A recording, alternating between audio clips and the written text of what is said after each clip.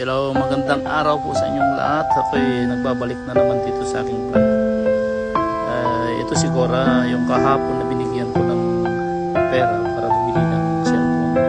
Nagpapasalamat siya sa akin kasi nakawagan na niya ang kanyang asawa at anak sa Bangladesh.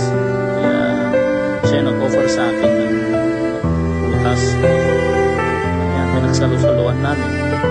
At kikita nyo dyan na nagbibigay ako ng pera kasi yung pera niya ay nagtatrapo sa nila. Isang libo sila dyan. So, hindi ko masasabihin kasi bawal sa akin side na yan.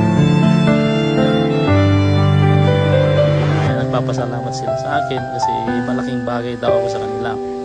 Lalong-lalo na itong sigura. Yan, hawak-hawak niya yung cellphone niya kanina. Tuwang-tuwa siya. Sa katunayan nga, kilala na ako ng mga anak nila at saka asawa nila. Pinikwento sa akin. Papasalamat ako sa Diyos kasi may tayong talent na at nabigyan tayo ng konti kahit paano ng